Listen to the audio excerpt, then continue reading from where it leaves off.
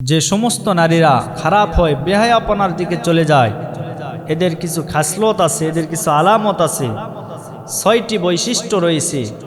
যে সমস্ত নারীদের ভিতরে ৬টা বৈশিষ্ট্য পাওয়া যাবে, ওই নারীরা সাধারণত খারাপ হয়ে যায়। ওই নারীদের কপালে দুঃখ দুর্দশা লেগেই থাকবে।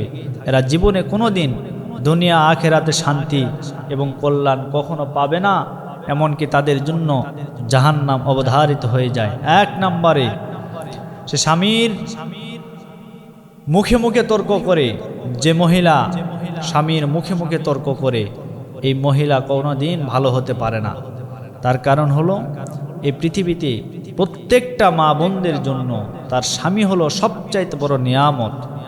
মহিলাদের জন্য স্বামী হচ্ছে সবচাইতে বড় আপনজন।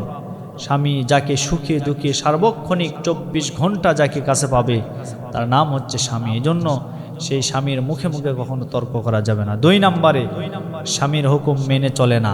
২ নম্বরে যারা স্বামীর হুকুম মেনে চলবে না, এই সমস্ত নারীরা কোনো দিন ভালো হতে পারে না। ৩ নম্বরে, তার ইচ্ছা মতো জীবন চালাতে চায়। স্বামী যেটা বলে সেটাকে প্রাধান্য দেয় না, বরং সে যেটা বলে সেটার উপরে সে অবিচল থাকে, সেইভাবে সে চলাফেরা করতে চায়। স্বামী একটি কাজকে বলে যে এই কাজটি করা যাবে না, এটা আমাকে ভালো লাগে না, দেখবেন ওই মহিলারা ওই কাজটা আরও বেশি করবে। এরা কোনো দিন ভালো হতে পারে না। এজন্য স্বামীকে মানতে হবে, স্বামীর মন মতো চলতে হবে।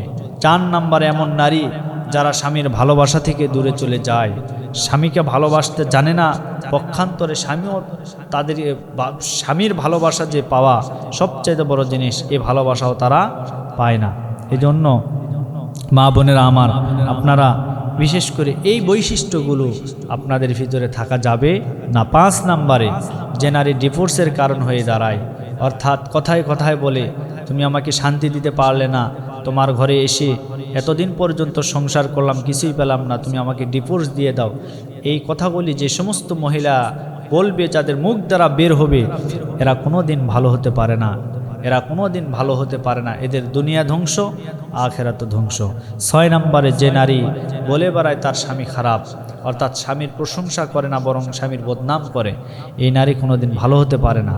এই নারী সংসারে কোনো দিন শান্তি নিয়ে আসতে পারে না। সুতরাং স্বামীকে প্রাধান্য দিতে হবে, স্বামীর কাজকে প্রাধান্য দিতে হবে, স্বামীর পরিবারকে প্রাধান্য দিতে হবে। যে নারী দিতে পারবে, ওই নারীটা ভালো নারী। আর যে দিতে পারবে না, সে হচ্ছে নিকৃষ্ট নারী, তার জন্য দুনিয়া আখেরাত ধ্বংস। এজন্য এই ৬টি বৈশিষ্ট্য যে সমস্ত মহিলা মা বোনদের ভিতরে থাকবে, তারা কখনো ভালো নারী হতে পারে